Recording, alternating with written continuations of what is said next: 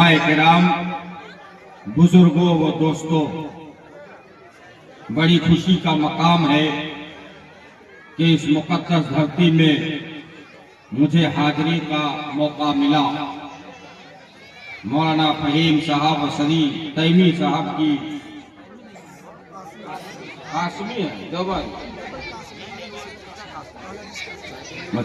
ماشاءاللہ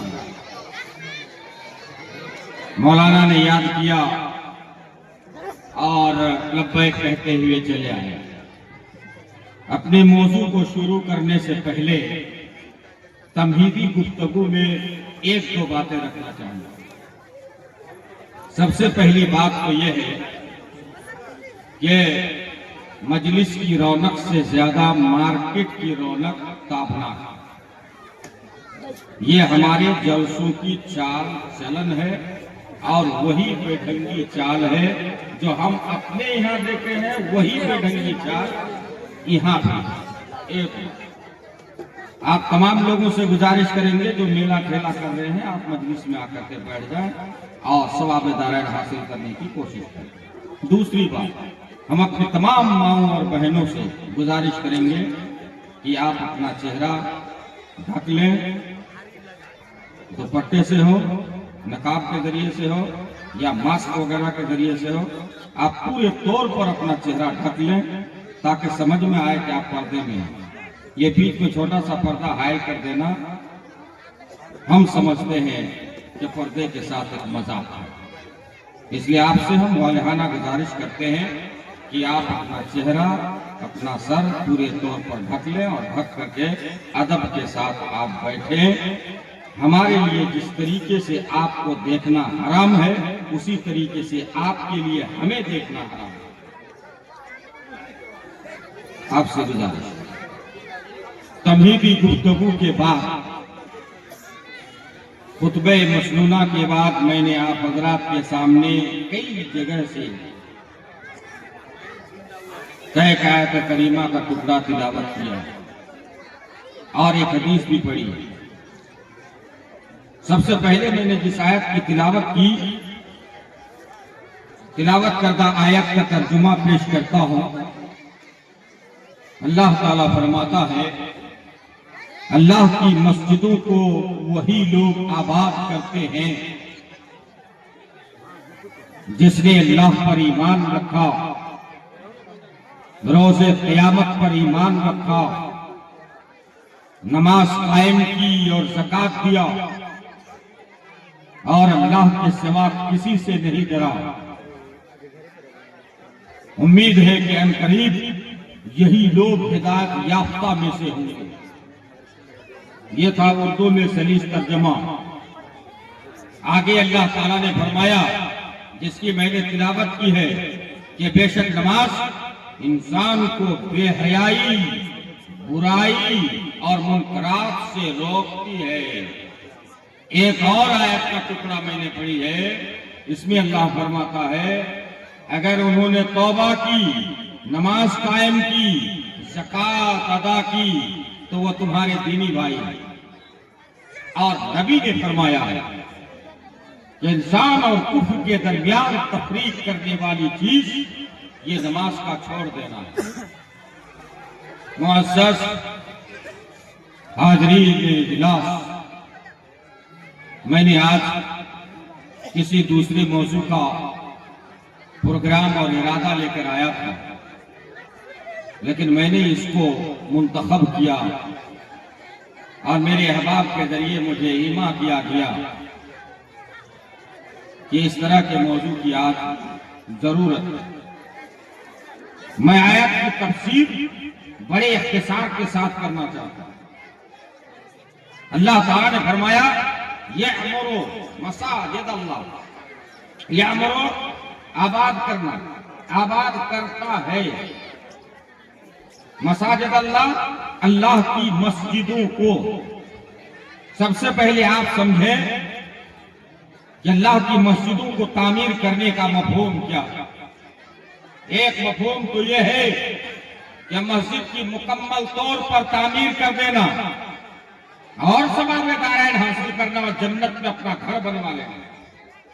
یہ تو صریح مفہوم ہے جس کو سارے لوگ سمجھتے ہیں، لیکن مسجد میں جھاڑو دینا، مسجد کی صفائی ستھرائی کا خیال رکھنا، اسی طریقے سے مسجد کو چراغاں کرنا، خوبصورت رکھنا، یہ بھی مسجد کی تعمیر میں داخل ہے۔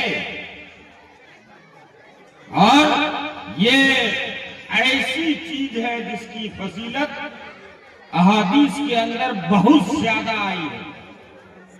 اللہ کی مسجد کو تعمیر کرنا، اگر کوئی انسان مسجد کی تعمیر میں ایک اینٹ بھی لگاتا ہے، ایک کوڑا کرکٹ بھی صاف کرتا ہے، مسجدوں کو دھلتا ہے، مسجدوں کو صاف ستھری رکھتا ہے، تو یہ بھی انسان مسجد کی تعمیر میں باضابطہ شریک ہے۔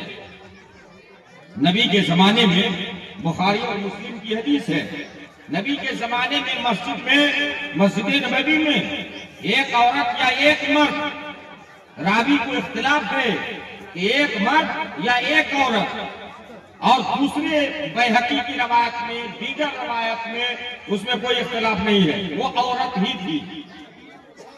ایک مرد یا ایک عورت مسجد کا صاف صفائی کا خیال رکھتے تھے، جھاڑو لگایا کرتے تھے۔ اس کا انتقال ہو گیا، صحابہ کرام نے جا کر اس کے آخری رسومات ادا کیے، غسل دلایا، تدفین عمل میں آئی، لیکن اس کے بعد یعنی اللہ کے نبی صلی اللہ علیہ وسلم کو اس کی اطلاع نہیں دی۔ جب آپ کو معلوم ہوا کہ جو مسجد کی صفائی کر رہے تھے وہ نہیں دکھائی دے رہے، تو صحابہ کرام سے پوچھا کہ وہ کہاں ہے جو مسجد کا دیکھ بھال کیا کرتی تھی؟ تو صحابہ کرام نے کہا کہ اللہ کے نبی اس کا تو انتقال ہو گیا۔ آپ نے فرمایا کہ تم لوگوں نے مجھے اس کی اطلاع کیوں نہیں دی؟ بعض روایت میں آتا ہے کہ صحابہ کرام نے اس کو چھوٹا معاملہ سمجھا، حقیر معاملہ سمجھا، اور اللہ کے نبی کو رات میں اطلاع دینا مناسب نہیں سمجھا، آپ کو تکلیف ہو جائے گی۔ لیکن جب آپ کو معلوم ہوتا ہے تو آپ پوچھتے ہیں کہ تم لوگوں نے مجھے اطلاع کیوں نہیں دی، کیوں نہیں باخبر کیا؟ پھر اللہ کے نبی نے فرمایا کہ میری رہنمائی کرو کہ اس کی قبر کہاں ہے۔ صحابہ کرام نے رہنمائی کی، کچھ صحابہ کرام آپ کے ساتھ گئے ان کی قبر کے پاس، اور جانے کے بعد اللہ کے نبی صلی اللہ علیہ وسلم نے اس کی قبر کو آگے کیا اور پیچھے صحابہ کرام کو لے کر کے دوبارہ نماز جنازہ پڑھی۔ اور دیگر روایت میں ہے کہ قبر کے اندر جو تاریکی تھی، آپ کی نماز پڑھنے کی وجہ سے قبر کی تاریکی ختم ہو گئی، جو اندھیری تھی وہ ختم ہو گئی۔ اس سے ایک بات تو یہ ثابت ہوتی ہے کہ مسجد کی صاف ستھرائی کا نام مسجد کی تعمیر میں داخل ہے۔ دوسری بات یہ ہے کہ مسجد کی صاف ستھرائی کے لیے کسی کو متعین کر کے رکھنا یہ مستحب ہے اور بہتر طریقہ ہے۔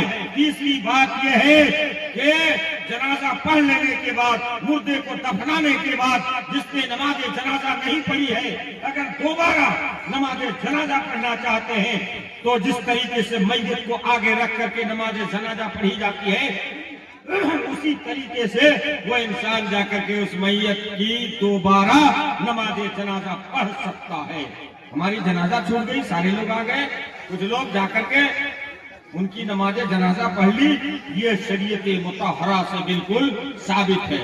یہ ہے مسجد کی تعمیر۔ ایک دیہاتی آیا، مسجد میں آیا اور آنے کے بعد کھڑا ہوا اور مسجد میں پیشاب کرنا شروع کر دیا، کھڑے کھڑے مسجد میں پیشاب کرنا شروع کر دیا۔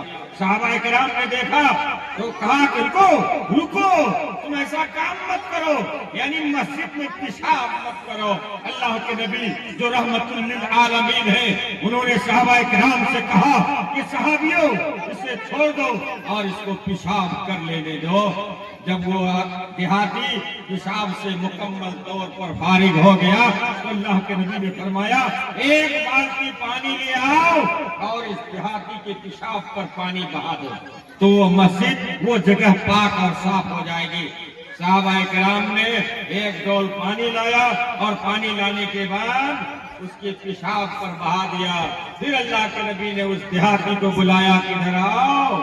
اس کو آگے بٹھایا اور بیٹھانے کے بعد کہا کہ سنو، مسجد اس لیے تعمیر نہیں کی جاتی ہے کہ مسجد میں پیشاب کی جائے. مسجد میں پیشاب کرنا درست نہیں ہے، گندگی پھیلانا درست نہیں ہے، بلکہ مسجد بنائی جاتی ہے اقامت صلاۃ کے لیے، تلاوت کے لیے، ذکر و اذکار کے لیے، تسبیح و